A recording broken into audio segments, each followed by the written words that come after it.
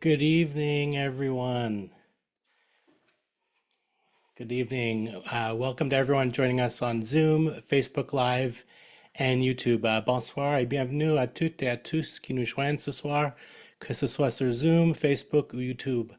I want to welcome you all to Heritage Talks, brought to you by the Quebec Anglophone Heritage Network. Je vous souhaite la bienvenue à Heritage Talks, présenté par le Réseau du patrimoine anglophone du Québec. My name's Glenn Patterson, and I'm the digital media specialist and one of the project directors at Quan. Working the Zoom and live streaming tech production today is my colleague, the talented Allison Kirkwood. Heritage Talks is made possible thanks to the generous support of the Zeller Family Foundation, Canadian Heritage, and the Townshippers Foundation. I want to first tell those of you joining us a bit about our organization. Quan empowers and advocates for Quebec's English-speaking heritage sector. We have several hundred members across the province, from the Pontiac to the Lower North Shore and Magdalen Islands, and everywhere in between. Our members include small museums, archives, libraries, historical societies, and anyone interested in the history and heritage of Quebec's diverse English-speaking communities. We're a nonprofit membership-based organization that's open to all, regardless of place of residence or language. For everyone joining live right now, we always do this during our live broadcasts. We're running a special promotion. So during the length of the broadcast, we're giving 30% off the cost of an individual year-long membership. So for $20, you can become a member of Quan, which, among other perks, comes with a subscription to our beautiful quarterly magazine, Quebec Heritage News. I'll hold this up for you. So this is a magazine that's filled with wonderful editorials, articles on local history and heritage topics, book reviews, and news from our network. If you want to join and not worry about renewing for a while, we're also reducing the cost of our 3-year individual membership from $75 down to $60 during tonight's broadcast. So if you want to claim that discount and you're on Zoom, just send us a message in the chat box and we'll set you up once the broadcast is over. If you're on Facebook or YouTube, send Quan a message there or to our email address, home@qahn.org. Just make sure to provide your name, mailing address. We also accept e-transfers and PayPal to that same email address, home@qahn.org, for memberships. And once again, just don't forget to provide your name and address so we can mail you your copy of Quebec Heritage News. So among our many other activities, each year Quan runs a free public lecture series called Heritage Talks that takes place both online and at in-person events across the province. The theme of our 2026 season is extra special for me, as it's all about musical heritage in Quebec's English-speaking communities, something I've been interested in for the last 2 decades.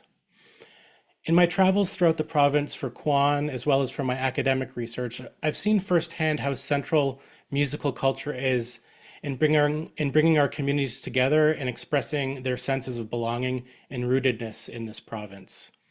Whether at a crowded downtown venue, a rural kitchen party or square dance, in lumber and hunting camps, or in one of Quebec's many historic English-speaking churches, musical heritage has and continues to form part of the backbone of our cultural vitality. So I invite you all to check out and register for some of the other talks in our 2026 series. So for the inaugural talk of our 2026 season, we're thrilled to welcome Dr. Sheldon Posen. Shelley Posen hails from Toronto and has led 2 lives, both of them involving song and music. In his professional life, Dr. Sheldon Posen was a folklorist and curator of Canadian Folklife at the Canadian Museum of History in Gatineau. His PhD dissertation was based on several years' field research into singing in the Ottawa Valley community of Chapeau, Quebec. In his other life, Shelley Posen was a singer-songwriter who, with the Ottawa folk trio Finest Kind, appeared on club and concert stages across Canada, the US, and Great Britain, appeared twice on CBC's The Vinyl Café, and recorded some 7 albums together. Shelley has also recorded 7 albums of his own. Tonight, Shelley is going to be talking about one of my favorite topics, the traditional and unaccompanied songs and narrative ballads that were part of everyday entertainment in kitchens, parlors, and logging camps well into the mid-20th century in rural communities across Quebec and much of Canada. Hi, Shelley, and welcome to Quan Heritage Talks. Hi, Glenn. We're great to be here. Thank you for that lovely introduction. Um, am I ready to go? I guess I You am. sure are, yeah. All right. Hello, everyone. It's a pleasure to be here, and I'd like to thank Glenn, or Dr. Patterson, I should say, for coaxing me to undertake this journey into my Chapeau song and scholarly past. My thanks also to Alison Kirkwood for her technical wizardry this evening, which we will be seeing quite often. And to Shelley Posen, I hope I'm pronouncing that right, for allowing us to use her gorgeous painting of Chapeau by starlight in our poster. I accepted Glenn's kind invitation, little realizing how different what I might do was going to be from anything I had done before. As a folklorist, I was used to giving lectures to academics to present my findings vis-a-vis the literature, the scholarship, the theory, and so on. And as a singer, I was used to performing, singing songs with little, or them being folk songs, long introductions. But this talk is different. First of all, I'm wearing both hats. Second, there's a new wrinkle.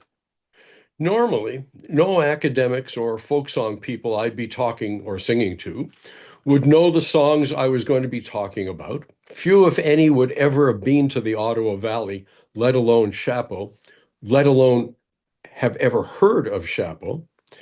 And none would know the people, be related to the people, or be some of the people who are going to figure in my remarks, as I believe are here today. So, in a lot of ways, this is a very personal talk. And to my old friends, acquaintances, and fellow singers from Chapeau long ago, in the Zoom audience today, g'day to you all. A while on your patience, I beg to intrude. I hope I don't offend anyone. I hope I don't miss out too much of what and who is important. And I hope I don't get things too wrong about the journey of discovery involving marvelous people, songs, and singing that I was able to embark upon beginning some 52 years, more than half a century ago. My mission back then in Chapeau, and by Chapeau I also mean, and please understand it to include, its sister communities Chichester, Nicobar, Sheenborough, and from time to time Demers Center and Queon, was to learn as much as I could about its singing traditions. A good part of my time was devoted to finding and recording for posterity, I hoped, traditional ballads and songs, what were generally known at the time as folk songs or just old songs, as they were sung by members of the community, not on concert stages for pay or in church to pray, but informally, person to person, in their homes and wherever people passed the time in each other's company, such as drinking establishments, maybe workplaces, or just walking down a path, riding a wagon or a car, and so on. In undertaking this kind of ethnographic research that involved collecting songs, and that's what it was called, collecting, I was following in the footsteps of folklore scholars in Europe, the United States, and Canada, who for more than 100 years had been publishing extensive volumes of songs they had collected, in the early days taken down with pen and paper, words and music, as singers sang them over and over and over for them, and in modern times transcribed from cylinder, disc, or tapes, recorded while people were singing. Either way, the process was dependent not only on the artistry of the singers, but on their generosity, patience, and willingness to share those songs with a stranger, as Chapeau singers did with me. But the first time I came to Chapeau in May of 1974, I wasn't looking for songs. I was looking for singers. I was a Toronto folk singer. I played various musical instruments, guitar, banjo, and I sang folk songs on stages in coffee houses and around campfires at summer camps that I had learned mostly from books and records and other folk singers. I was also an almost MA graduate student, MA graduate of the folklore program at Memorial University of Newfoundland. There, I'd read all those collections of songs by those scholars and listened to their recordings. I thought I pretty much knew what an academic meant by traditional song. And so did the Mariposa Folk Festival, who hired me to explore upcountry, that means north of Toronto, to find performers of traditional song to appear on stage that summer. I landed in Chapeau by lucky accident, too long a story to tell here, and found a perfect performer, Loy Gavin, as if by divine decree. As it happens, a Toronto colleague and mentor, the great song collector Edith Folk, also working for the festival, brought another perfect performer, Loy's brother Lennox, who lived down the Ottawa River from Chapeau in Queon. The two brothers didn't know each other was coming, and neither did I. Loy and Lennox performed charmingly at Mariposa and were my introduction to this place called Chapeau. My next visit to the village was a couple of years later. I was finishing courses for a PhD in folklore at the University of Pennsylvania. I was casting about for a thesis topic and wondered if Chapeau might provide one. I returned to the village and went to the center of public activity, the Chapeau Hotel, Fred Mayer Prop. There, I happened to sing a song or two while I was playing a concertina, and a man came over and said, "Come home with me with your cardine. My wife sings songs." The man's name was Laurier Lavallee, and he took me to his farm in Chichester, introduced me to his wife, Cloana, and got us singing to each other. Whatever Cloana thought of my singing, I was astounded by hers. I'll tell you why, but let me tell you how this hour is going to work. As the poster promised, I'm going to both talk and play you songs today, but the songs you'll hear will not be me singing them live, and they won't be from the tape recordings I made during my time in Chapeau. Those recordings exist, but they were too difficult to access for this talk. Instead, I'll be playing recordings of songs performed by myself and a folk group I toured with for 25 years called Finest Kind, Ian, Rob, Ann Downey, and myself. These tracks were recorded long after my time in Chapeau, but they are Chapeau songs. The singing won't sound like the originals because they're accompanied on the recordings by instruments, mostly fiddle, and or sung in harmony. When I heard them in Chapeau, they were sung unaccompanied by solo voices. I hope they'll do tonight. So back to my meeting with Cloana. Cloana sang me several songs that afternoon, none of which I'd ever heard or come across in my years studying or singing folk songs. When I got home and looked the songs up, I found that many had been collected in the British Isles, never anywhere in North America. And here they were in Chapeau. That led me to decide that there might be some good original song research I could do in Chapeau that would lead to a worthy PhD topic. Over the next few years, I kept coming back to Chapeau, sometimes staying a few days, a few weeks, or at one stretch, more than a year. Here is one of the songs Cloana sang me. I recorded it myself in 1996 on my first solo album, The Old Songs Home. It's called Case of Needles. I'm a poor wandering peddler, my name it is Jack. My clothes are all torn, they hang off my back. My insides are empty, my feet are all sore. Won't you buy a case of needles from Jack now so poor? Case of needles, won't you buy one? You buy one, I'm sure, just buy a case of needles from Jack now so poor. I once had a table well lined with food, and everything on it was everything good. But now I've no table, nor none such as that. I've always to eat from the crown of my hat. Case of needles, won't you buy one? You buy one, I'm sure, just buy a case of needles from Jack now so poor. I once was a farmer and followed my plow, but now I'm a dandy, just look at me now. I once had good clothing from bottom to top, but now I resemble a walking rag shop. Case of needles, won't you buy one? You buy one, I'm sure, just buy a case of needles from Jack Now So Poor.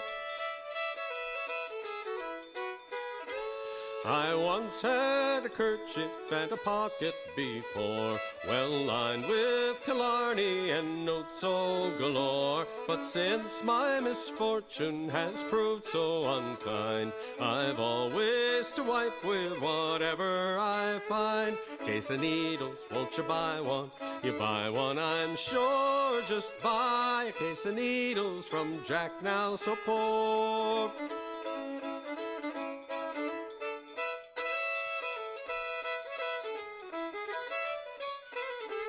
Kind friends, I must leave you and bid you adieu. And oh, how it grieves me to leave all of you, to leave such kind faces. But when I come back, you'll buy a case of needles from old Peddler Jack. Case of needles, won't you buy one? You buy one, I'm sure, just buy a case of needles from Jack Now So Poor. Case of needles, won't you buy one? You buy one, I'm sure, just buy a case of needles from Jack Now So Poor, so poor.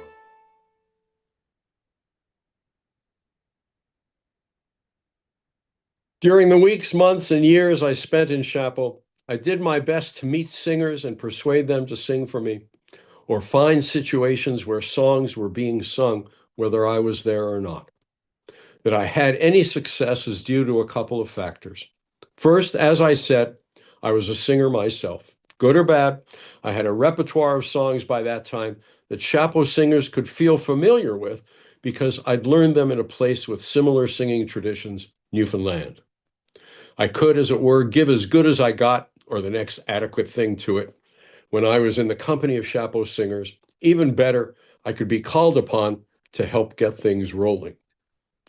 Second, and much more important, Chapeau was itself a special singing place. It was known as that, up and down the valley on both sides of the river. It even had, as I found out, its own traditional song, declaring itself that village of fame for singing and dancing and all sorts of fun. It was true. Where in other regions I'd read about, song scholars might find one singer in one village, another in a hamlet far away, Chapeau was a rare spot where singing was, if I may say so, almost blessedly commonplace, and had been for generations. Singing happened. It was expected in certain circumstances. It was natural. Many people had at least one song, maybe two, they could be called upon to sing to others, and an astonishing number had a rich trove of songs they could sing for days. So bountiful was Chapeau as a singing resource that while I was there, Ottawa journalist Josephine McFadden was recording singers just as I was, not necessarily the same ones, and I didn't even know about it. Her recordings are now held at the archives at the Canadian Museum of History, as are mine. Third, even with so many potential singers to work with, I wouldn't have had any success had it not been for the hospitality and generosity of Chapeauites, whether singers or not. Lennox and Margaret Gavin and family were splendid early hosts in Queon. Later on, I spent much time in Chichester with Jimmy and Annie Marcotte and O'Kane and Lillian Payne. Jimmy and Annie put me up when I started coming to the village, and Jimmy, who seemed to be nearly universally liked in the area, was my entree to the homes and acquaintanceship of many people, including some wonderful singers. He didn't sing himself. O'Kane Payne did, and he and his wife Lillian lived nearby. I visited with them, and they and the Marcottes and I played cards together on Saturday nights. I was invited to gatherings at their houses, and I invited them likewise to mine. Laurier and Kluana-la-Valley also made their home a place I could drop into, and on one memorable occasion, attend the 90th birthday party for Alec Lavalley, where Cluana's parents, the jovial Geordie and Elva Brunette, and her sisters held forth in song, and Laurier called dances while he danced himself. Brian Adam was a key contact in many ways, not least because he too was a terrific singer, an excellent songwriter in the style of the Ottawa Valley's Mac Beattie, and an enthusiastic supporter of local traditional music. Singing families like the Brunettes were a feature of Chapeau. I always asked what singing was like in the old days, who the singers were, and what their songs had been. And often I was told about siblings. Huey, John, and Herbie Cosgrove, Frank and Charlie Ryan, who used to sing the same song together, alternating verses, Pat and Tom Lumpry, Tommy and Tatey Neefan, the Slatterys from Sheen, Mervyn, Tommy, Chrissy, Nicholas, and Mary, Joe and Tommy Morris, Ernie, Jack, and Alec Gray. And during my time there, I got to know and hear wonderful singing by two brothers, Cecil and Ken Kennedy.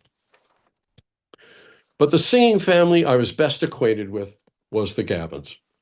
I met Loy and Lennox at Mariposa, as I've said, and subsequently spent many's a day and longer in their company, hearing them sing and talk about singing. They learned songs from everyone and everywhere, but first at home, from their mother, Bridget. She and her husband, Martin, had come to Chapeau from Ireland at the turn of the 20th century. They were singers, especially Bridget. They had a farm out Chichester, Nicobar way, and a big gang of kids, and singing was a prime entertainment and activity. I was told by a man whose farm was across a small lake from theirs that he used to hear the kids singing on the porch in the evening as he was plowing with his horses. He referred to them as Gavin's Larks. Lennox told me this story about his mother. Mother knew songs by the dozens, he said. She sang them here when I was raising my family. She'd take the kids at night and put them to bed. Mother had Joan in the rocking chair, and Margaret's father, old Edmund, was here. And he came downstairs and said, "I don't know what kind of a woman that is," he said. "The baby's asleep for 2 hours, and she's still singing." Here's one of the songs she might have been singing that baby. Loy and Lennox learned it from her. It's a classic ballad, a long story song written at the time of the American Civil War. Other than Chapeau, it's only ever been actively sung in Ireland since then. See if you can guess why. You loyal-hearted Irish boys, attend to what I say. The lines are true, I now tell you I am going to relate. It's of an Irish immigrant in the town of Templemore. Seeking for employment, came to Columbia's shore. William O'Brien was this young man's name, the subject of my song. Before the cruel war broke out, to America he come. He was of noble bearing, his spirit light and free, and with the draft he joined the North against the enemy.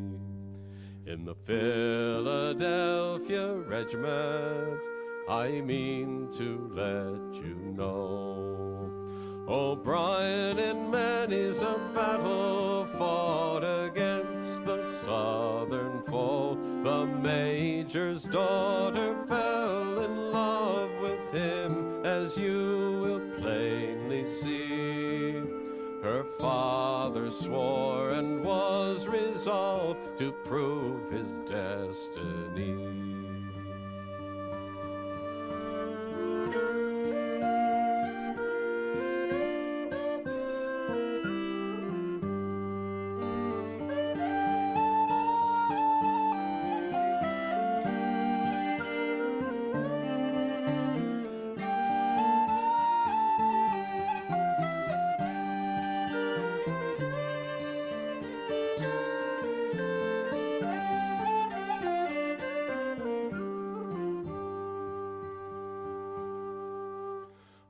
March the 5th in New Orleans, as you will plainly hear. He did insult the soldier boy upon the battle square. You may thank your daughter, said O'Brien, or else I'd end the strife. The major then a sword he drew and tried to take his life. O'Brien then a pistol drew with an eye both sharp and keen, and like a gallant soldier he quickly took his aim. In order to defend himself he fired that fatal ball, which lodged all in the major's breast and caused the tyrant's fall. When the report was heard, the guards did him surround. He was taken prisoner, strong arms were firmly bound. Court-martial on O'Brien then was held immediately, and he was sentenced to be shot far from his country.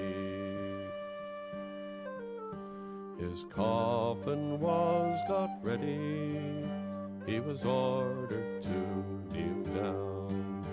A sergeant with a handkerchief, his eyes were firmly bound. By a holy priest from Carmel town, he was prepared to die, in hopes for to get pardon from the Lord that rules on high.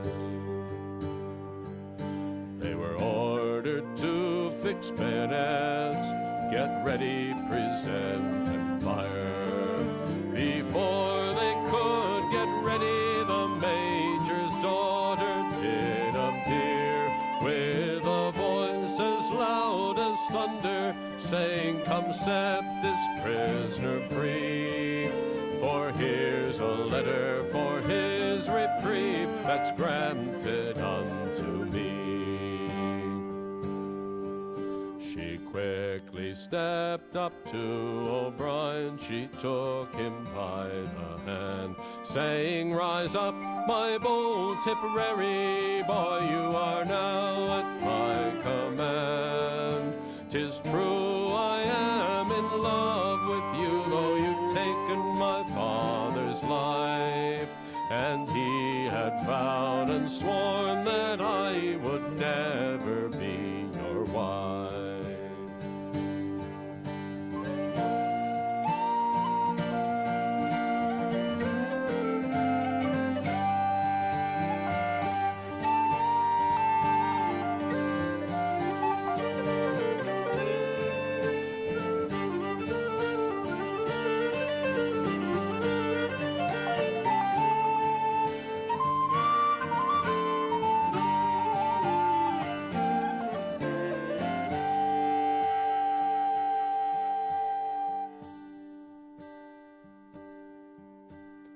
Now to conclude and finish, and to see what love could do. She got married to O'Brien and proved both loyal and true. She saved him from that fatal ball, her dear and only joy. She is now in New York City with her bold Tipperary boy.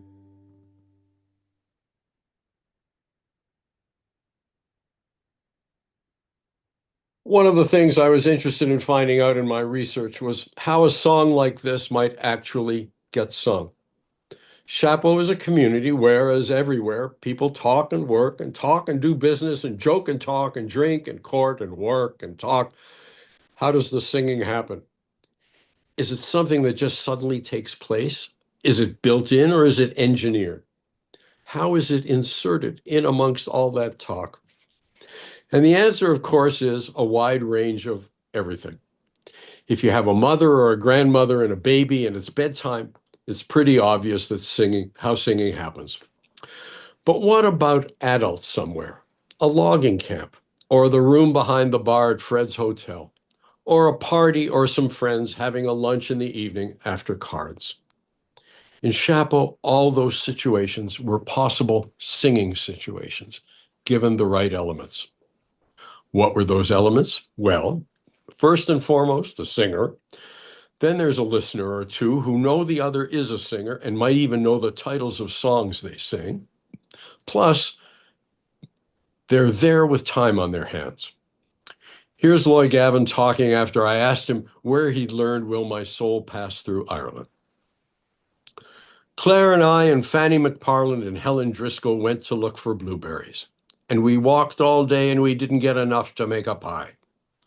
So we were coming home and we were all tired. We stopped to rest, and Helen Driscoll, Lord save us, she was a pretty girl, and she had on a big white hat. We sat down under a big oak tree, and I never saw her before, Fanny McParland asked her to sing. And she never answered her. She just lay down and she started to sing. Oh, Christ, she was a good singer.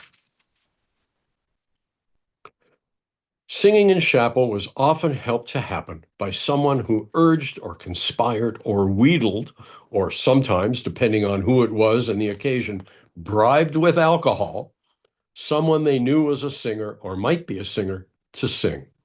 It was referred to as coaxing.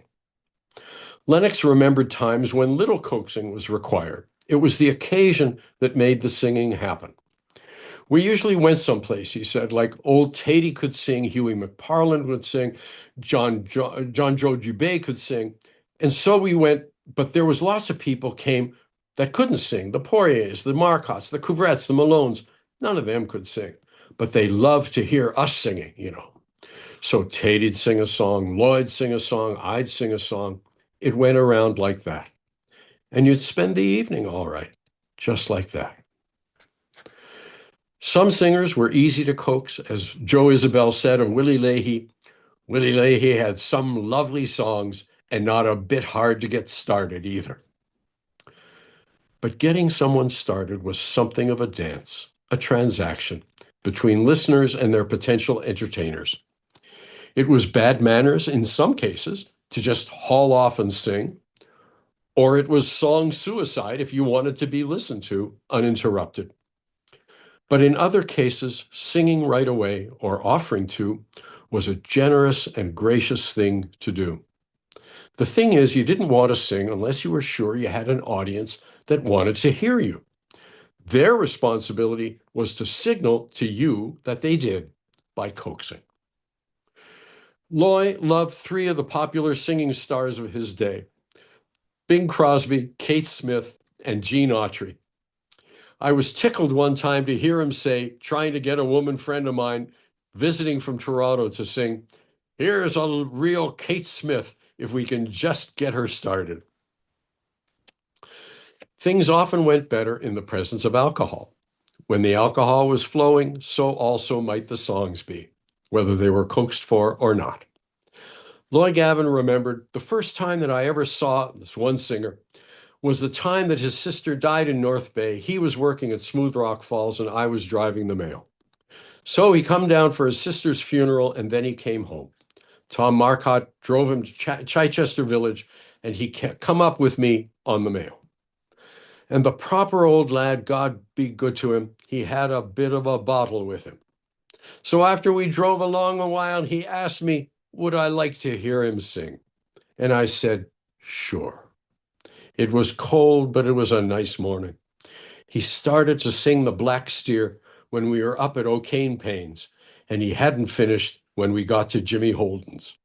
And that's a long song. Loy actually had a song praising alcohol and its social benefits. He told me how he first heard it sung, appropriately, one might say, with the help of a few hookers, bottles of beer, to lubricate proceedings. He said, "The old jug comes from Charlie Ryan, Frank's brother.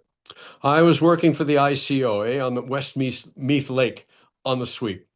And one Saturday, there were three of us, the engineer and I and Jack Couvret, and Charlie, Ryan, and Frank were across in Westmeath. They had a boat. And Pierre Lamprey, he was captain on this alligator, the Weaver. And he was prowling around and he spied this boat. And by God, they were in bad shape too. There was a terrible wind on. And Pierre asked me if I'd go out with him and meet them. He thought they were going to have trouble. So I went. And of course, they had had quite a few drinks. And they had some with them, eh? So we got up to the scow anyway. And Charlie was a lot better singer than Frank, oh, by far. And Charlie come in, Tom Lamprey was there, Pierre's brother. He was cook, and he was a wonderful singer. And they knew each other from long ago, eh? So Charlie wanted Tom to sing, and he gave Tom a few hookers. So Tom sang. And then Charlie sang The Old Jug. That's where I heard it.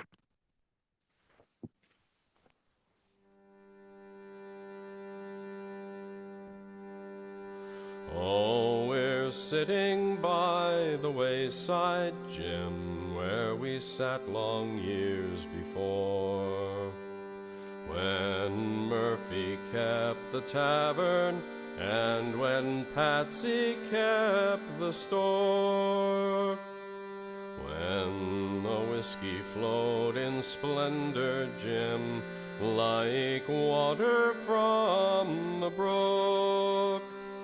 And you and I together our daily bitters took. Oh, times they now are changing, Jim, and men are changing too. Some of them are trying for to put rum sellers through. But the stuff they call cool water is no good for you and I. We'll haul the cork with pleasure and we'll drink the old jug dry. Oh, they say that in our glasses, Jim, 10,000 graves are dug. Snakes and serpents of all kind are seen in our old jug. But let them say whate'er they may about both you and I. We'll haul the cork with pleasure and we'll drink the old jug dry. Oh, now my song is ended, and I hope there is no offense. And together we'll sit down here, Jim, all by the old rail fence, where the moon shone down in splendor, Jim, upon both you and I, and the little stars did twinkle as we drank the old jug dry.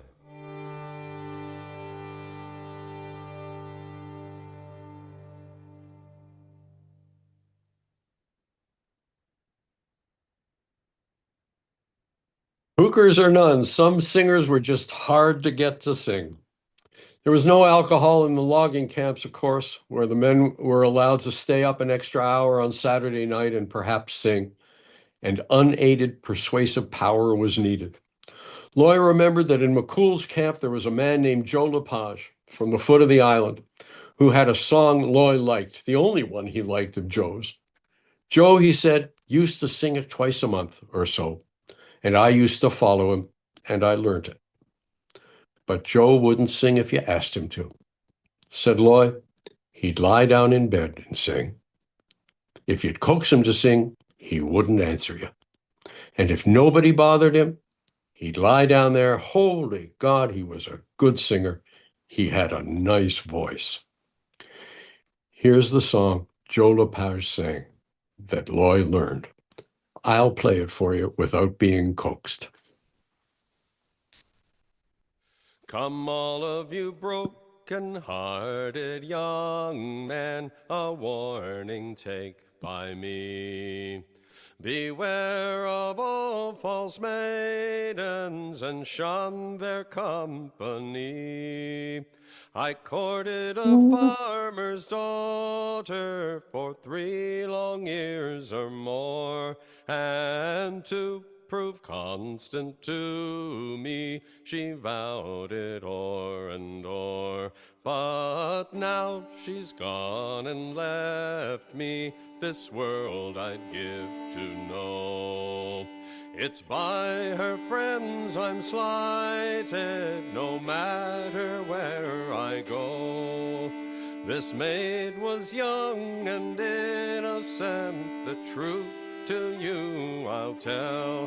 Her parents did encourage us, from first in love we fell. Her parents did encourage us, from first I went her see. Until the wealthy bleacher lad this fault they found with me. They said he has no money, they slighted me therefore.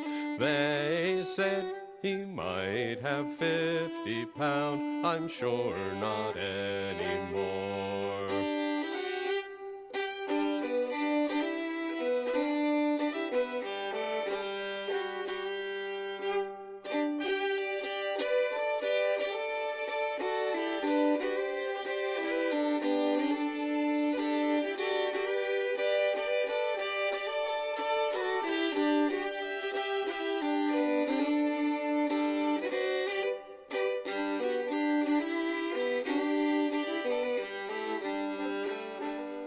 It was on the following Sunday, as usual I did go down to her father's dwelling, not knowing things were so.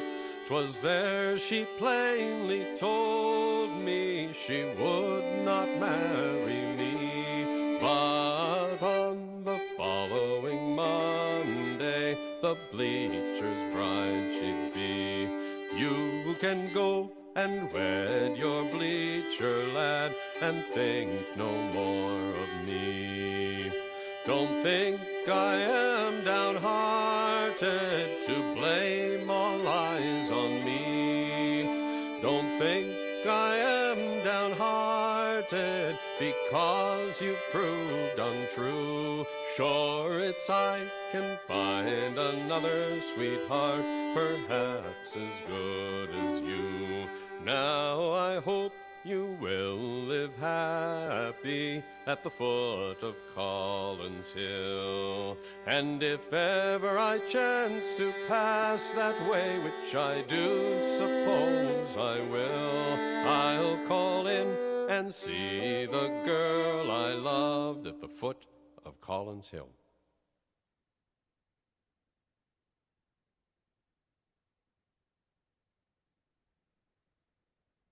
Most of the songs I heard sung in Chapeau told stories, like that one. Scholars would classify that and William O'Brien, maybe not that, but William O'Brien of Tipperary, as great ballads, classic long story songs sung over the centuries by people who migrated to various parts of the world. I'm going to play you another one, a song several singers knew in Chapeau. Loy learned it from Teddy Neefan, who as an old man used to come over to their mother's house, stay a few days, and spend them singing.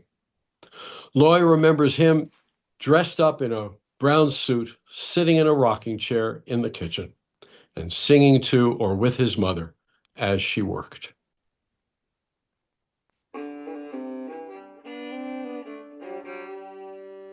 Oh, it's of a gallant ship all built in North America. She goes by the name of the Golden Vanity. She was to be taken by the Turkish enemy for to sink her in the lowlands. Lowlands, lowlands, for to sink her in the lowlands, low. Well, the first to come on deck was the little cabin boy. Said, Captain, what will you give me? The ship I do destroy. Gold I will give you and my daughter for your bride if you sink her in the lowland. Lowlands, lowlands, if you sink her in the lowlands, low. Then the lad took an auger and overboard went he. The lad bent his breast as he swam the raging sea. He swam until he came unto the Turkish enemy for to sink 'em in the lowland. Lowlands, lowlands, for to sink her in the lowlands, low. Then the lad took the auger and 3 holes he bored twice, while some of them were playing cards and more were shaking dice. You could see their blue eyes twinkle as the water it poured in, and he sank 'em in the lowland. Lowlands, lowlands, and he sank 'em in the lowlands, low.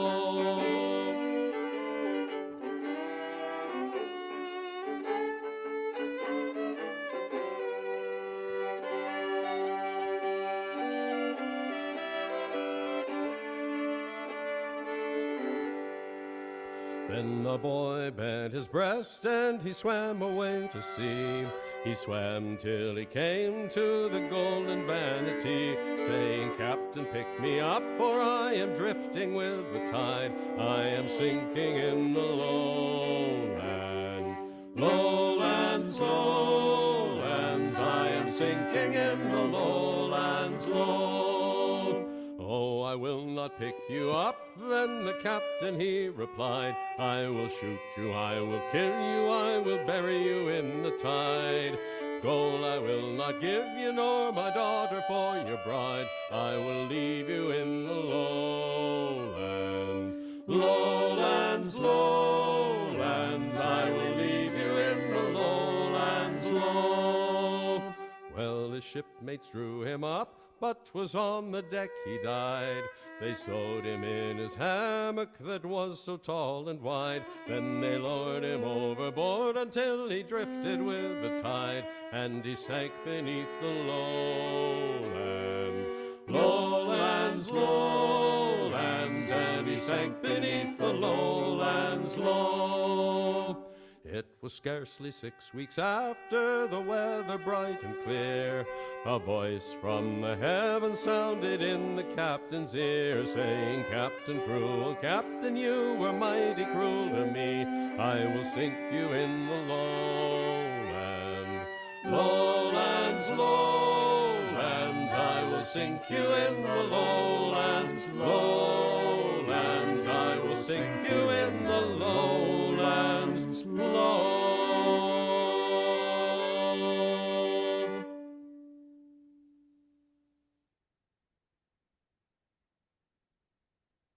Typically, ballads like this one were as tragic as they were long, but there were lots of songs sung in Chapeau that were lighter and shorter, and they could come from anywhere. Loy once astounded me after singing one of the classic long ballads by asking, Did you ever hear South of the Border?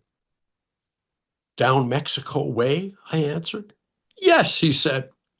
He and his friend Victor Downey had gone to Pembroke to see a matinee of Gene Autry's 1939 film by that name. They had loved the theme song so much that after the movie, they went next door, had a lunch, then went back and saw the movie again. And on the ride home, they pieced the song together from memory. Loy had lots of funny ditties and humorous songs. Many, I think, he or his sources learned from recordings. One was The Stern Old Bachelor, I go to bed whene'er I please, and I get up just the same. I change my socks 3 times a year, with no one to complain. One of Loy's songs that always got a laugh was called The Christmas Goose or The $10 Bill. Cluana Lavallee and her parents, the Brunettes, also sang it. I'm going to play it here as a token, naughty or off-color song, warning sexual content, because they were not uncommon in Chapeau in certain settings. But Loy, proper and well-mannered as he always was, especially in the presence of women, was severely stung once by a newspaper writer from Shawville, a woman from Shawville who asked after hearing this song, "Do you know any more dirty songs like that one?" Thereafter, Loy solemnly would declare whenever he sang it in any company, "There's not a word in this song to offend a lady." Whether you agree or not, here's the $10 bill.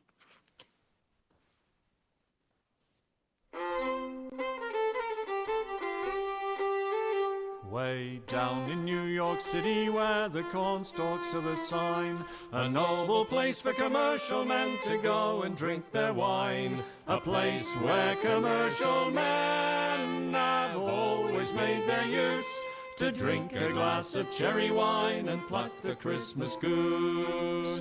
Well, he drank a glass of cherry wine and he smoked a mild cigar while chatting with his comrades and people at the bar. And not a thought of amorousness did enter in his head until the waiting maid come round to light him to his bed. And then he got familiar and he hugged her in the stairs. He hugged her in his chamber before he said his prayers. A $10 bill he's handed her to keep her from getting vexed. Blew out the light, jumped into bed. Well, you know what happened next.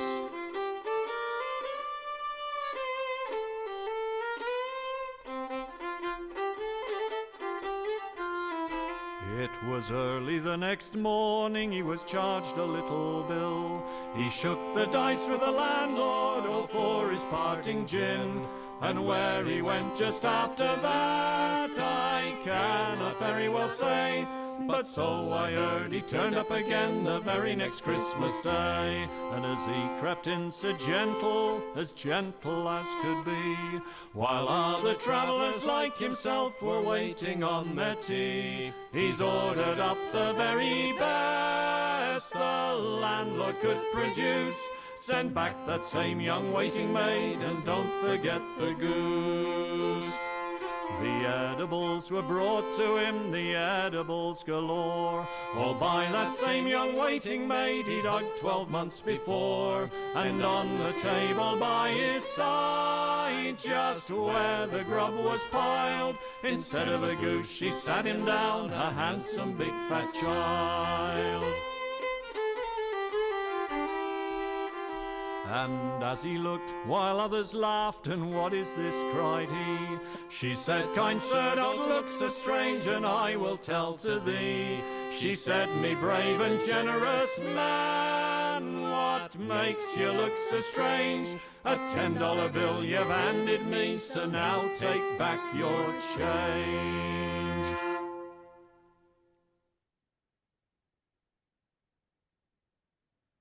A lot of what I heard in Chapeau wasn't songs or about songs per se, but about farm and woods work, past and present. I was a city boy, and I was amazed at the hard physical labor and everyday danger involved, the perils of working with heavy horses and mechanized skidders to move giant logs through snow-covered woods, or use pike poles, peavies, and just your own body to drive those logs along ice-choked rivers to a sawmill, or operate heavy machinery to get in the harvest. There were many songs about accidents and disasters in the woods: Foreman Young Monroe, Johnny Style, Harry Dunn. Joe Isabel was very eloquent about the hard work everyone did, but also summed up for me the attitude of many of the men and women in Chapeau who had gone before, or who were still around and whom I might even hear sing. All along the road there, he said, there was a fellow by the name of Jack Wheely, an old-timer. He was no relation to them in Sheen, but they were always at Boucher's stopping place up there, and talk about a singer and entertainer, but he was one. And you know, like the Portage Road like that, there was 200 teams on that road that winter going up and down there, portaging into Eddie's Depot, some by like contract, and a lot of farmers on their own, taking their own stuff like we were, Uncle Joe Venn and I. My father was dead, you know, and I portaged up a lot of oats. Got $1.40 a bushel for it, delivered there. I deliver over 100 bushel, climb that eagle's nest with that little pair of mares, them bay mares there, and 4 big 200-pound bales of hay and 4 bags of oats to feed them for that 9 days. 9-day trip. Sleeping here and there, hard life. And hay was selling $85 a ton, lots of clothes on, and I chewed lots of tobacco. And every stopping place, if you wanted your bitters, you could get it. Sure, oh cripes. Yes, at Bushy's, holy jeepers, regular dance hall there. There was no fun in you. You just had a poor life. That was all there was to it. They wanted you to enjoy yourself, and they really they wanted the people to enjoy themselves, and they wanted to be with you, too. I'm not here to sentimentalize the past or look at Ottawa Valley life through rose-covered glasses. It's not Fiddler on the Roofland. People worked hard, played hard, fought hard, got hurt hard, had bad neighbors, feuds, fights, and fallings out. But they were able to find fun in their world and in each other's company. Here's Loy talking. When I drove the mail around Christmas time, you know, there was lots of parties, eh? I'd go to parties, and I fell asleep at La Montagne's. I put the mail in La Montagne's mailbox, and I passed Johnny Sullivan's, and when I got to Payne's, they come out of the house. I was asleep in the cutter. And I had to go back past Ernie Pecor's and go back and put the mail in Berrigan's mailbox. And Rosie was at the mailbox when I went back, and she said, "What happened?" And I said, "Too many parties." I'll play Eloy's party song, the one he was always asked for when the songs were coming easy, spirits were light, and everyone was having a good time. Sure, the night that Paddy Murphy died is a night I'll never forget. All of the boys got roaring drunk and some not sober yet. As long as the bottle was passed around, everyone was feeling gay. Till O'Leary came with a bagpipe, some music for to play. Mrs. Murphy sat in the corner pouring out her grief. Till Kelly and his pal, the dirty rotten thief, he stepped into an ante-room and a bottle of whiskey stole. He placed the bottle on the corpse to keep the liquor cold. Oh, that's how they showed their respect for Paddy Murphy. That's how they showed their honor and their pride. They said it was a sin and a shame, and they winked at one another. Everything in the wake house went the night Pat Murphy died. At 3 o'clock in the morning, some dirty blue-eyed scamp wrote upon the coffin lid, "Here lies a tramp." They turned the clock so Mrs. Murphy could not tell the time, and at 3:15, sure they told her it was 9. Then the whole damn gang got merry, they didn't care a thread.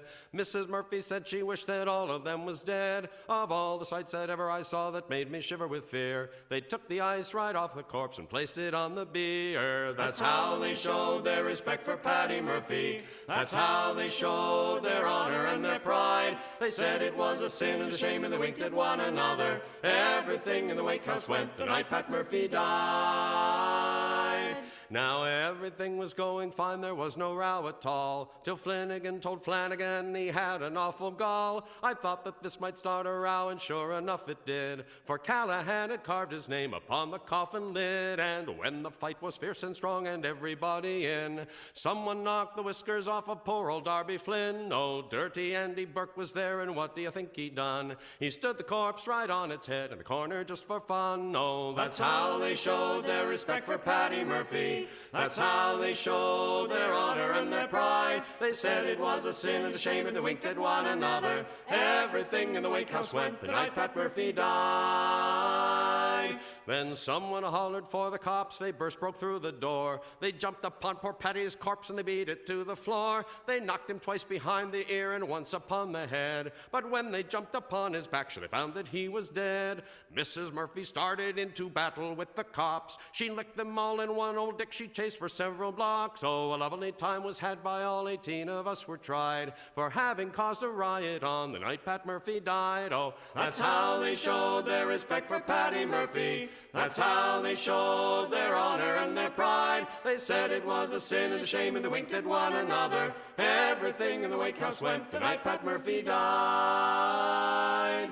At 8 o'clock in the morning, the funeral left the house. Everyone but poor old Mrs. Murphy was half soused. We stopped on the way to the graveyard at the old Red Door Saloon. We went inside at 9 o'clock, and we never came out till noon. Someone asked old Mulligan if anyone had died. Well, said he, I'm not quite sure, I just came for the ride. We started off for the graveyard, all in a very straight line. But when we got to the grave, we found we'd left the corpse behind. Oh, that's how they showed their respect for Patty Murphy. That's how they showed their honor and their pride. They said it was a sin and a shame, and they winked at one another. Everything in the wake house went the night Pat Murphy died. Oh, that's how they showed their respect for Patty Murphy. That's how they showed their honor and their pride. They said it was a sin and a shame, and they winked at one another. Everything in the wake house went the night Pat Murphy died. Ooh.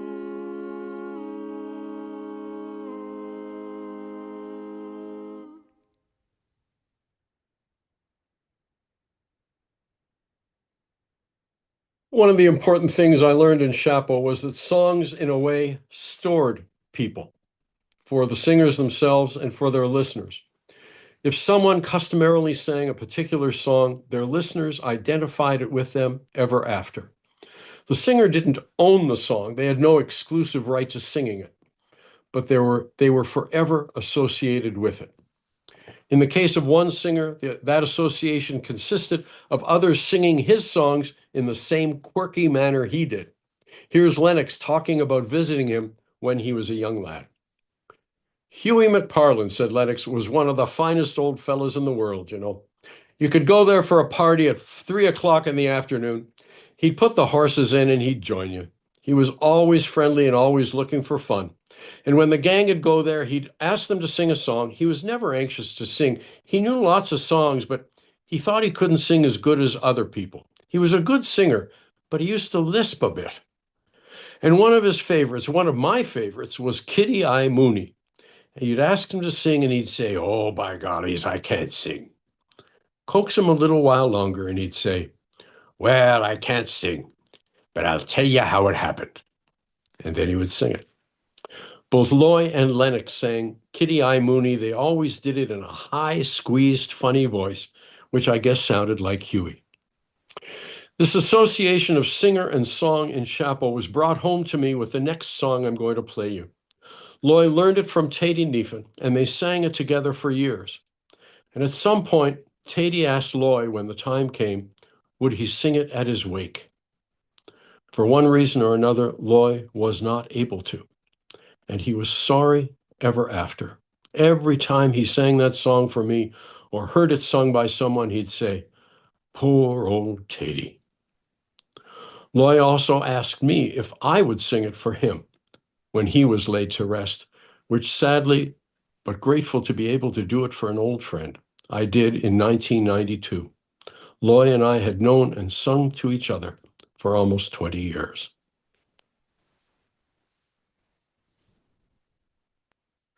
Sweetheart, it's time I bid you goodbye, murmured a youth one day. Off to a new land, my fortune to try, ready to sail away. Must we be parted? This maid softly cried, I cannot let you go. Dear, I must leave you, he gently replied, just for a while, you know. Far, far away in Australia, soon sad fate proved kind. I am patiently waiting for the girl I left behind. If in success or in failure, I will always be true, toiling all day in a land far away, building a home for two. Sweetheart, this parting must not be for long. Here there is no work for me, while over there, if you're willing and strong, plenty of work there be. Why should I waste the best years of my life? Let me my fortune try.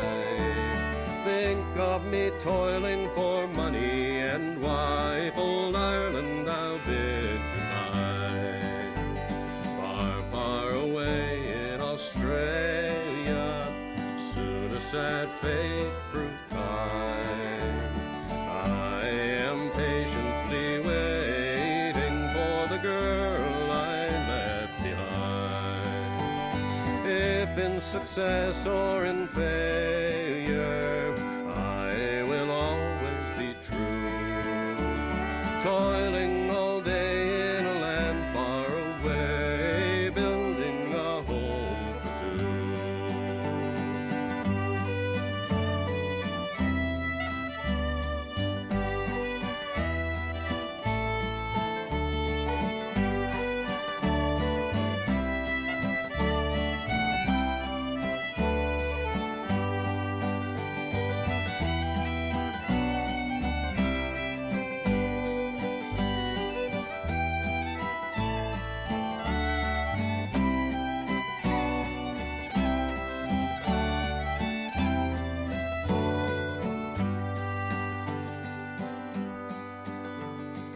Daily she goes to the old garden gate as the sun sinks to rest, hoping there a message she'll find to charm her aching breast. Dreaming of one who is far, far away, toiling the whole day through, till a sweet message came to her one day, proving his words were true. Far, far away in Australia, soon a sad fate proved kind. I am patiently waiting for the girl I left behind. If in success or in failure, I will always be true, toiling all day in a land far away, building a home for two.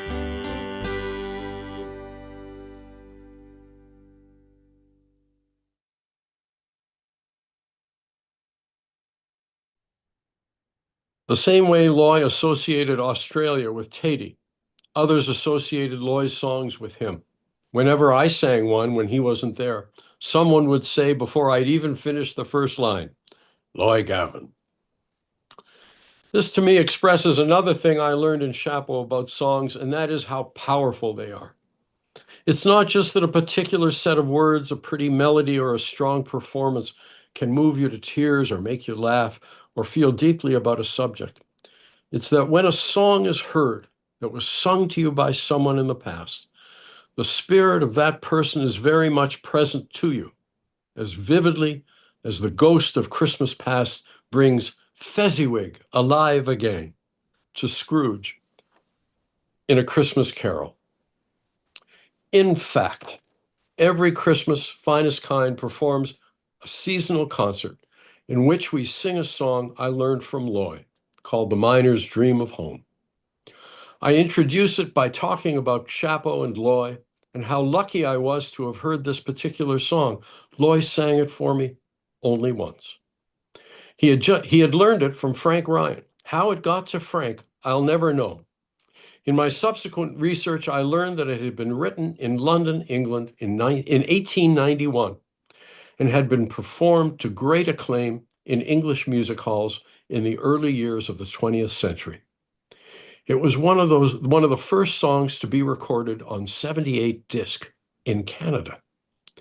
My suspicion is that Frank Ryan heard one of those discs, learned the song, and Loy, in turn, song catcher that he was, learned it from him, so that decades later, and thousands of miles across the ocean from where the miner's dream of home had first been sung, Loy sang it to me.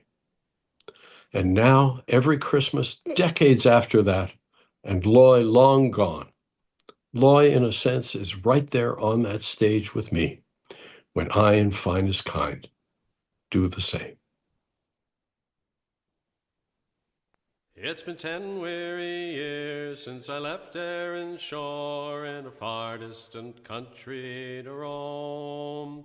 How I long to return to my own native land, to my friends and the old folks at home.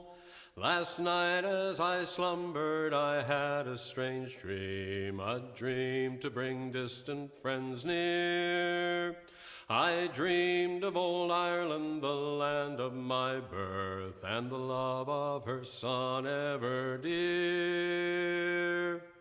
I saw the old homestead and faces I loved. I saw England's valleys and dells. I listened with joy, as I did when a boy, to the sound of the old village bells. The log was burning brightly. 'Twas a night that would banish all sin, for the bells were ringing the old year out and the new year in. As the joyous bells rang, sure I wended my way to the cot where I'd lived when a boy. I looked through the window, and there by the fire sat my parents, my heart filled with joy. Once more by the fireside, while the oak log burned bright, I promised no more would I roam. I sat in the old rocking chair by the fire and sang a sweet song of home, sweet home. I saw the old homestead and faces I loved. I saw England's valleys and dells. I listened with joy, as I did when a boy, to the sound of the old village bells. The log was burning brightly. 'Twas a night that would banish all sin, for the bells were ringing the old year out and the new year in. For the bells were ringing the old year out and the new year in.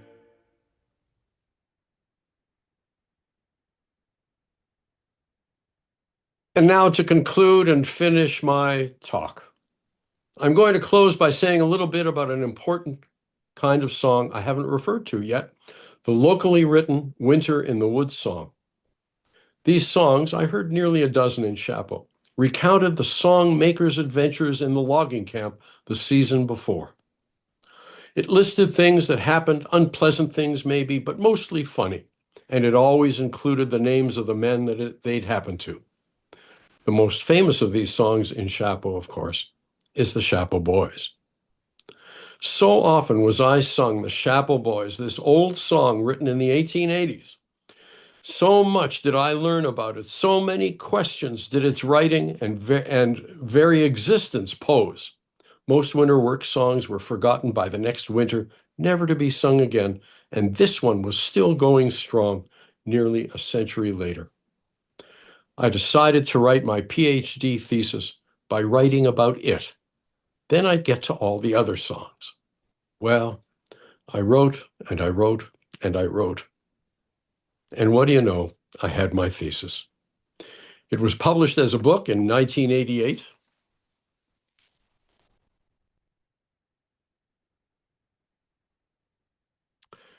I'm afraid it's long out of print, but the song remains. And the daughter of one of its great singers in my time, Lennox Gavin's Gale, and one of its great singers himself, Brian Adam, are, I believe, with us today in this session. Hi, both of you. I know we're not set up technically right now, but one day, if you ever come into their company, I'm sure one or t'other would be most willing to sing the Chapeau Boys for you, if you coax them right. Thanks to everyone. Thank you so much, Shelley. What a beautiful, beautiful narrative presentation. You said something about these songs storing people. I want to thank you personally and on behalf of Kwan for bringing these people alive as much as we can tonight. You did such a fantastic job. Very touching. So we're going to open the Q&A now. So if you're on Zoom, I invite you all, if you want, turn on your webcams if you like. If you have a question, the easiest way to ask it is just let us know. There's a reaction icon button at the bottom of the Zoom screen. From there, you can press the raise hand button. That will let us know that you have a question. You can also just write in the chat box that you have a question you want to ask, and we'll queue you up and unmute your microphones for you. If you're on Facebook or YouTube, just leave your question or a message for Shelley in the comments. And I did notice we definitely had Gail was there on Facebook, and yeah, I think I noticed quite a few descendants in the Facebook comments. Tom Houlihan said Thady Neffin was his maternal grandfather, so he's there. Just great to see. Shelley, I want to start, I think, by asking a question. I think for people from the Chapeau area, the Pontiac, they will just get this, but for people that aren't, I mean, I noticed a lot of the singers' last names were, in fact, French Canadian last names like Burnett, Marcotte, Lavallee, Dubé. Can you talk a little bit about the interaction of the language groups and singing? And were these name people you mentioned, were they, I learned this in Gaspé, that last names don't necessarily indicate linguistic preference. So, you get people with French last names that are effectively English speakers. But can you talk about the extent to which you encountered French songs, or which French song and English songs interacted a little bit in the Pontiac or Chapeau areas? I was amazed too that Lavallees and Marcottes had no English, that there was none there. Loy often used French as just a little bit, he'd be pleased with something and say bon. But by and large, there was no French unless I went to Demers Center. And I met the Allars and went to a party there where everything was in French. And so it seemed to be that the groups were pretty much separate.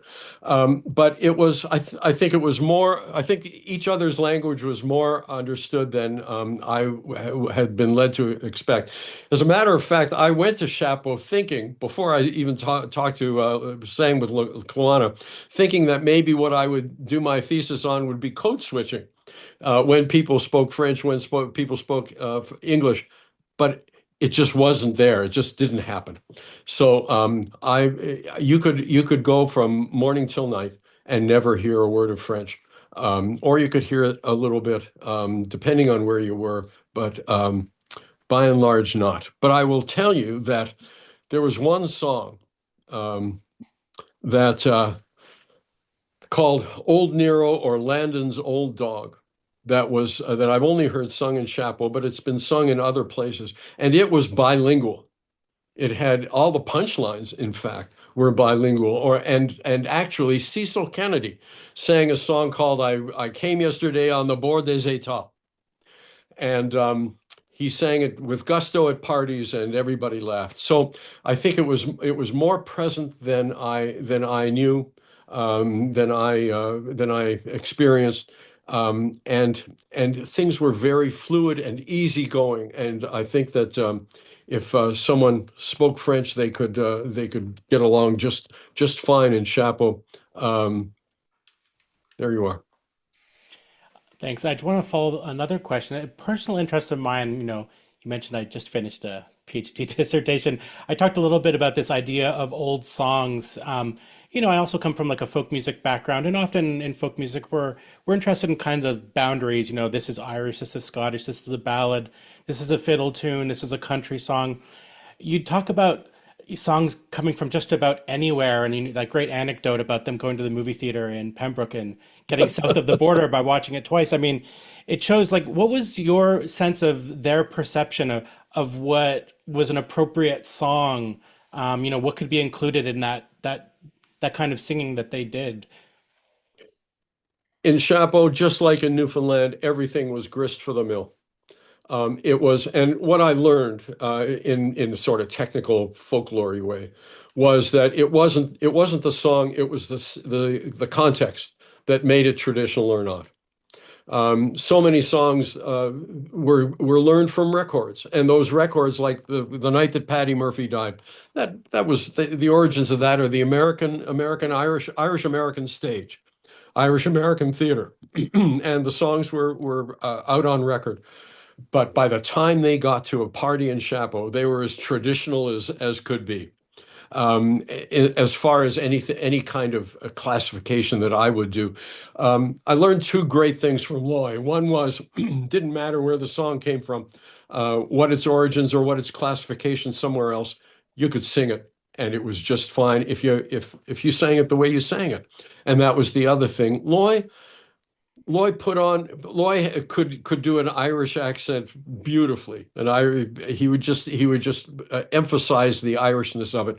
But by and large, he sang every song like it was Loy Gavin singing.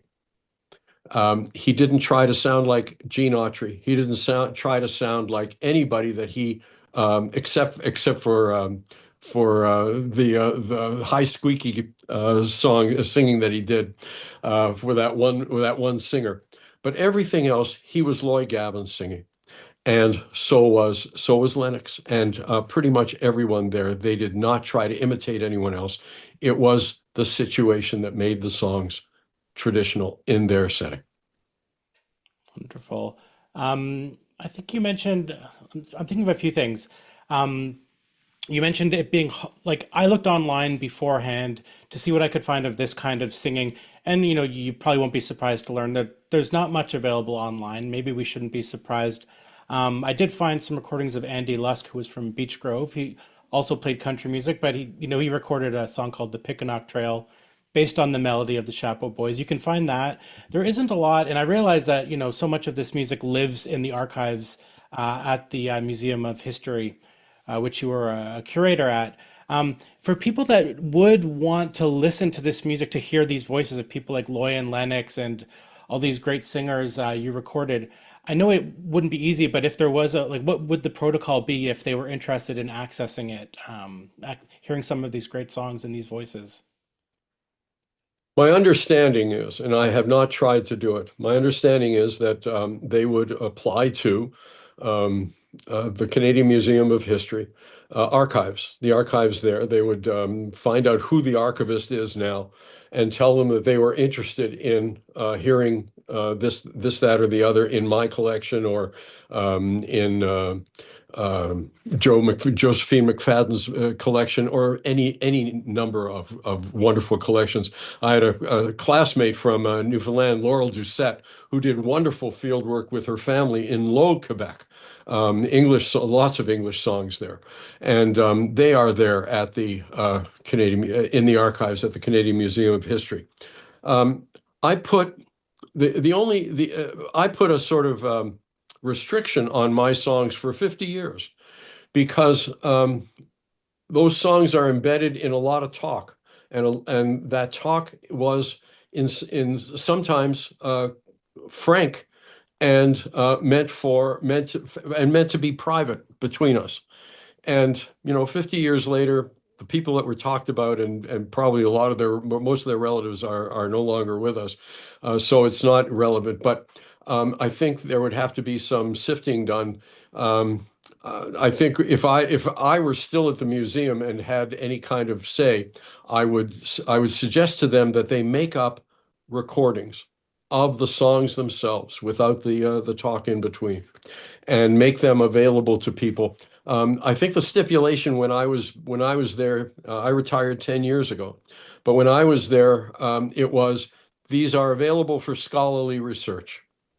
But I think they should be available on a much more general basis, much more casual basis, to people who just want to hear the good old songs, maybe that their relatives had sung long before them. And here are their voices. Why shouldn't they hear them? But I would hope then that the museum would do that. I don't know who would fund that kind of work or would do that kind of work and persuade them that it had to be done. But I think that would be the easiest way to do it. Yeah, agreed. That would be wonderful. I certainly would love to. Glenn, Yes. you're the guy. Oh, maybe. Well, I mean, I'm not running an agenda here. I may have a vested interest. It's true. But anyways, no, I would love to. I mean, actually, I mentioned Andy Lusk. It was his nephew posted some recordings of his uncle on YouTube 10, 13 years ago, and I heard it and thought, this is fantastic. I've never, hearing music in English from Western Quebec sung about these topical themes, a lot of them lumber songs, but then songs about a memorable fishing trip. He wrote a lot of songs and he played at Gavin's Hotel. I'm sure some people in the audience will remember Andy Lusk. I'm going to read some questions and some comments. Let me just, if I Go could ahead. just say one thing before you do. One of the problems with all of this has to do with permissions and copyrights and rights and so on. None of that was thought about back then. It was just not an issue. And so there would be somebody could go in and listen to them, but to get copies and then to monetize those copies would be a problem, and so that would have to be cleared as well. All those ethical problems. Okay, sorry. Back to your thing now. I'm just going to go into the chat here. And actually, one of these questions kind of pertains to that. Scott Judd is asking, who is O.J. Abbott? He sings a version of the Chapeau Boys. I know he was recorded by Folkways. I think he put out 2 records. I don't know if Sam Gesser had something to do with that. But yeah, the only version of the Chapeau Boys I could find online, sung in the traditional style, was O.J. Abbott, who was an Ontario singer. And he didn't use, I'm going to say, the correct melody. Of course, people mixed and matched melodies and song text, but I think it was unusual that it was not the melody I associate with the Chapeau Boys or that I've Yeah, heard. O.J. Abbott was a sort of a pet traditional singer that appeared at a lot of folk festivals. He sang with Pete Seeger. They did some singing together at a festival. I think Edith Folk found him, and she's the one who recorded him and put his songs up on Folkways Records. And he was the guy that was available. He was the traditional singer of choice. And he was very good. He had some terrific songs. I remember listening. I think I learned the song about the jail from him. And Tyree Iggery Ariane. That's the one he sang with Pete Seeger. He was very good. And he had credentials as a traditional singer. But they had never heard of him in Chapeau. And the thing about the Chapeau Boys, as you would read in the book, is that it did make it very far afield from Chapeau. And the way I was sent to Chapeau is, I think somebody across the river, way beyond anywhere that you would think would know about Chapeau, had heard the Chapeau Boys and said, why don't you go to Chapeau? I think you'll find singers there. And it was the Chapeau Boys was sung in New Brunswick, and it was really quite amazing. So it got around. That's amazing. I want to read a question here from Ruby. Ruby Pratka asked. She asked about the fiddle tunes. I suppose in the recordings, she asked if those were composed around the songs by you or your bandmates, or did you realize that this waltz goes really well with a specific song? I guess she's asking about how you chose the music, the instrumental sort of parts to go along with those songs. The all of those tunes are the ones that Loy sang them to, or that I heard them sung to. I didn't compose any of that music, nor did James Stevens was the fiddler on those cuts. And James is still playing, still performing. He teaches violin, and he still produces records. He produced Finest Kind and my first record, the Old Songs Home. And James is a genius, a musical genius at coming up with creative and appropriate ways of accompanying a song that is normally sung unaccompanied, and giving you the freedom that you have in singing an unaccompanied song, and yet playing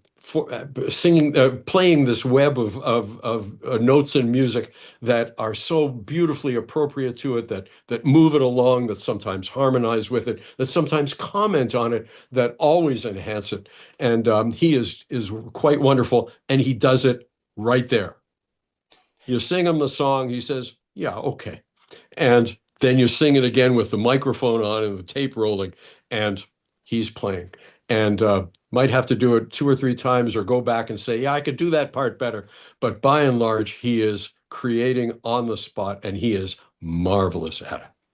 I can second that. I got to interview James 6 years ago during I had this project called A Different Tune for Kwan as well, and I got to sit in his studio and jam with him. He is a fantastic musician. And a plug, he runs the Gatineau Hills Fiddle Festival, or he helps run it every fall. I believe it's held in Chelsea.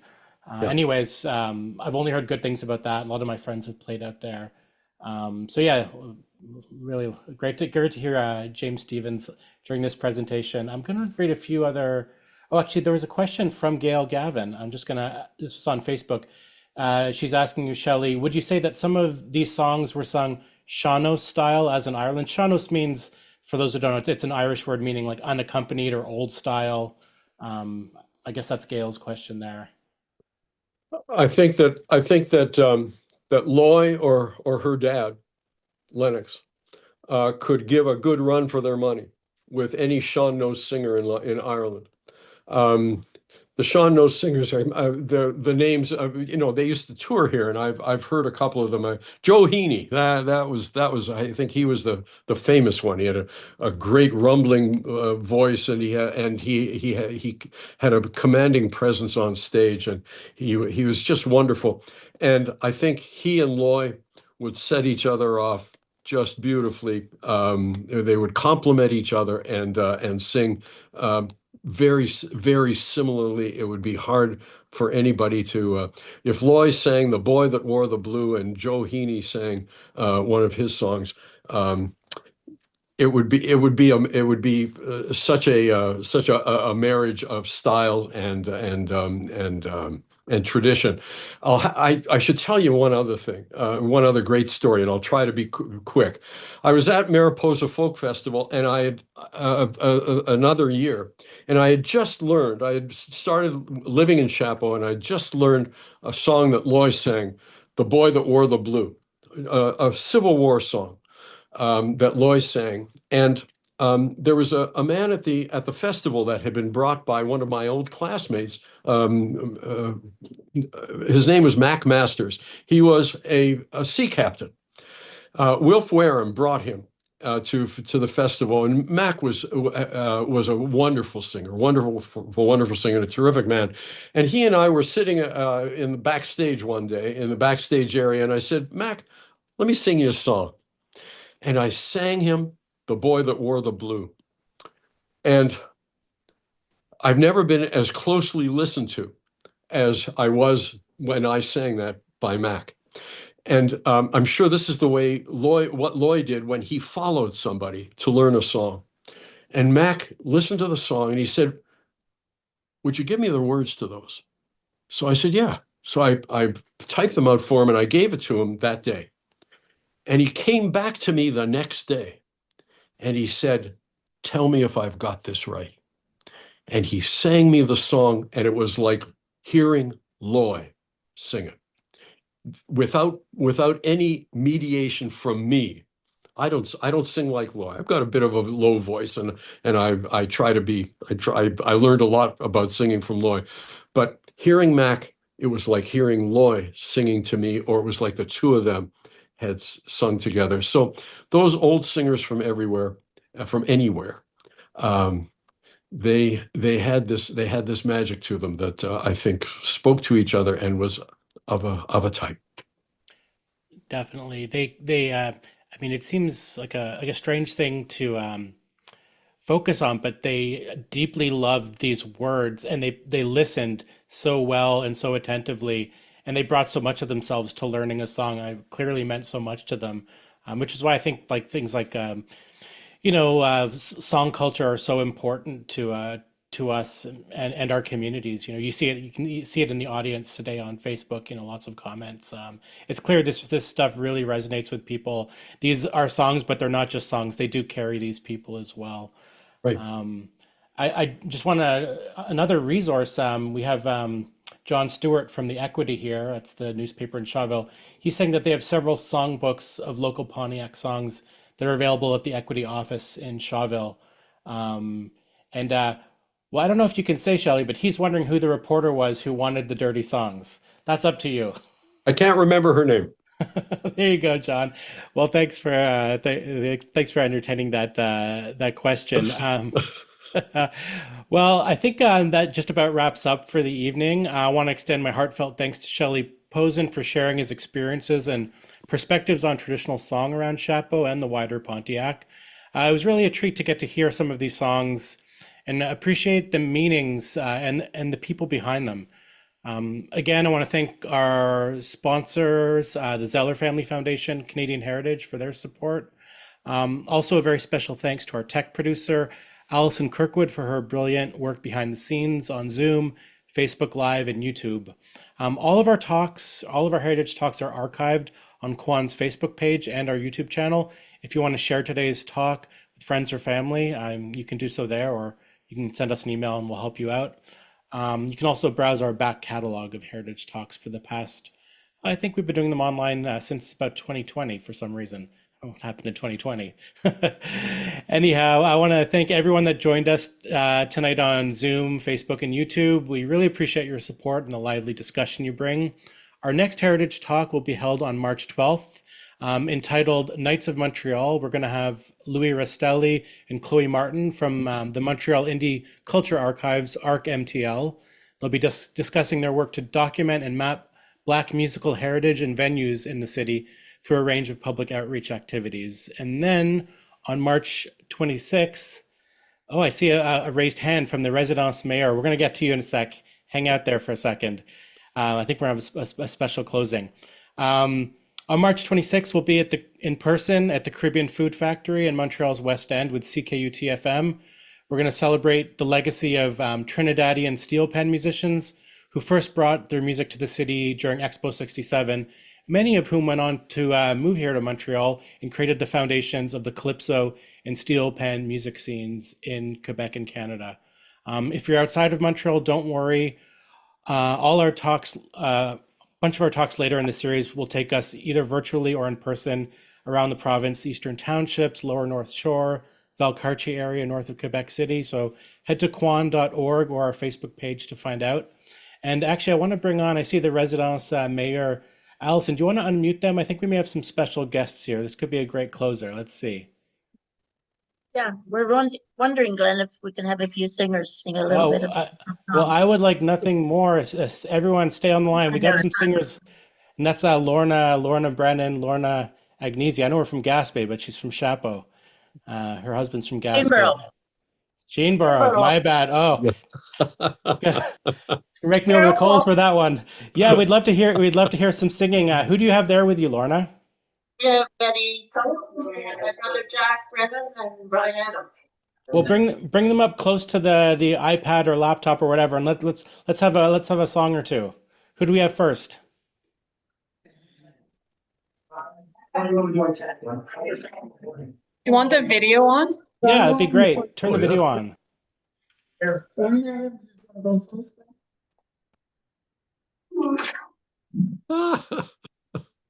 I think you might recognize some of these fine people, Shelley. Shelley, are you listening? I am. As I say to a lot of people before I start to sing, pay attention or you'll have to go to your room. I'm listening. Because this is this is a Sheenborough gathering, thanks to people like Lorna and Vince Agnesi. And most of the people here in the room are from Sheen. And I thought maybe I'd just throw a little song that I wrote back in the 1970s, commenting on the fact that a group of German businessmen were buying up farmland around Sheenborough. And it caused some real stir in the community, and people, particularly the older folk, were pretty concerned about what might happen to their beloved community. So I penned this little song, and predictably it got all of the anticipated reaction, particularly from my great aunt Rosie Berrigan and my great aunt Viola Berrigan and Tom Sweeney and people of that particular age group. Here it is. Oh, the Germans are coming to Sheen. The Germans are coming to Sheen. Yes, there'll come a day. What will we all say? Sheenborough will be Shineburg.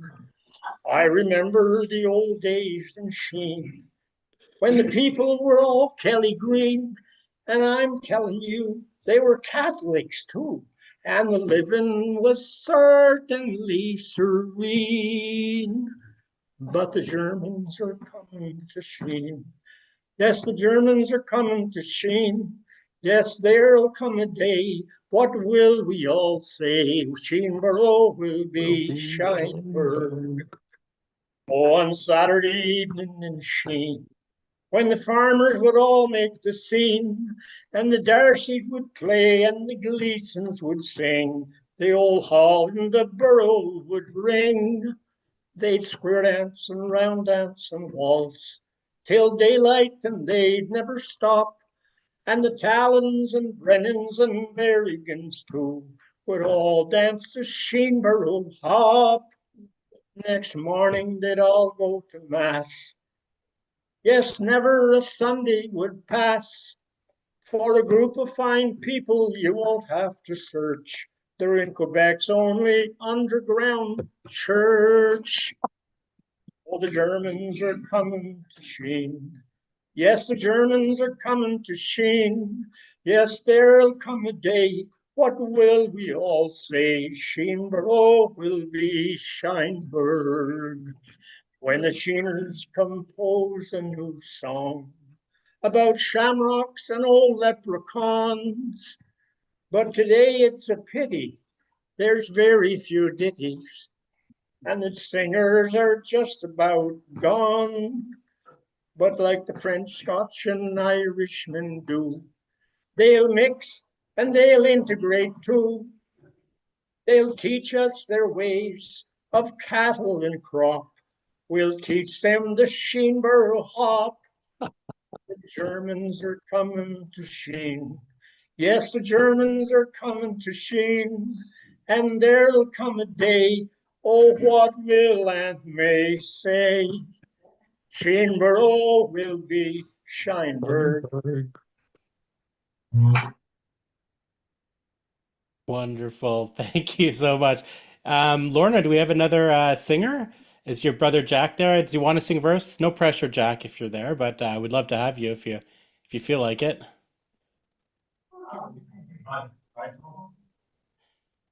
Come on up, Jack. Now, Shelley, you heard people talk about Jackie Brennan, but I don't think you ever met him, did you? Oh, sure I did. Oh, okay, perfect. Oh, I knew Jackie. How do you do? How do you do? We used to go to your big party every year. Oh, I know. Sure. We sang a couple of times at Fred's too. I sang with you before. Absolutely. Yeah. I'm going to try to sing. My throat got turtle dry in here, but anyway, it's a song I wrote about 10 years ago. Wow. Some flowers won't grow. No, just a minute. Yeah, my throat down. Okay, I'll try. Some flowers won't grow in the hills of Sheenborough. Erosion, the rain, the wind, and snow. But it's true what they say. We can learn something each day about flowers, why flowers won't grow. So some flowers won't grow in the hills of Sheenborough. Erosion, the rain, the wind, and snow. But it's true what they say. We can learn something each day about flowers, why flowers won't grow. Our ancestors came from Ireland just the same, and with them they brought some seeds to sow. Not knowing the soil, it certainly took a while to realize some flowers wouldn't grow. So some flowers won't grow in the hills of Sheenborough. Erosion, the rain, the wind, and snow. But it's true what they say. We can learn something each day about flowers, why flowers won't grow. Our granddad and our pop, they sure taught us a lot about the things we didn't know. They cleared and worked the land, and of course was all by hand, with no other way to do it so. So some flowers won't grow in the hills of Sheenborough. Erosion, the rain, the wind, and snow. But it's true what they say. We can learn something each day about flowers, why flowers won't grow. There's a reason why some flowers just won't grow. There. Beautiful, Jackie. Thank you for sharing that. Wonderful. Okay. Yeah, thank you. And everyone there at Residence Mayor. We have another singer. Who do we have joining us now? I don't know. I don't know everyone, you know. Welcome. Hello, I'm Betty Morris, and I met Shelley years ago. He actually came to interview me. Hi, Shelley. And it's nice to hear. It was very entertaining tonight. I really enjoyed it. You taped a few songs that I sang years ago in the 70s when you were here. My voice is not too good, but I'll sing you a verse of one of my songs. Great. Oh my gosh. I was dreaming last night of old Ireland, a place where I once had a home, not in Dublin, Killarney, or Derry, but a village in County Tyrone. I can still see the stream flowing down Cairn Glen. On a hill just beside it, there are still ferrymen. I've often saw them not far from my home. Sure, they're part of the splendor in County Tyrone. Now Ireland has many fair counties, but an exile still dreams of his own. Not in Dublin, Killarney, or Derry, but a village in County Tyrone. Gorgeous. Gorgeous. Beautiful. You again, Shelley. Thank you. Thank Betty, you so much. Betty, I remember our interview. I don't know who was more nervous, you or me. But you sang beautifully, and you still sound fantastic. Sure does. Very kind. Wonderful. Lorna, I want to thank you so much for helping. I think you had a hand in orchestrating this. Perhaps Vince did as well. I don't know. Anyone who's there behind the scenes at Residence Mayor, really appreciate it. What a nice treat. What a nice way to close this this evening. I don't know if anyone else is going to come and sing, but there's so much talent still there. It's amazing. Shelley, thanks for introducing our membership to this wonderful part of the province. It's not the most No, it's not the first place on the map, so it's really great that we got to go there and experience this culture. Shelley, you helped make it happen, and everyone else behind the scenes. I'm going to sign off for the night. That was wonderful. I'm really touched. So we'll see you at another Heritage Talks, I hope. We have eight this season, 7 left. So that's all for this evening. Have a great night, everyone, and we'll catch you down the road.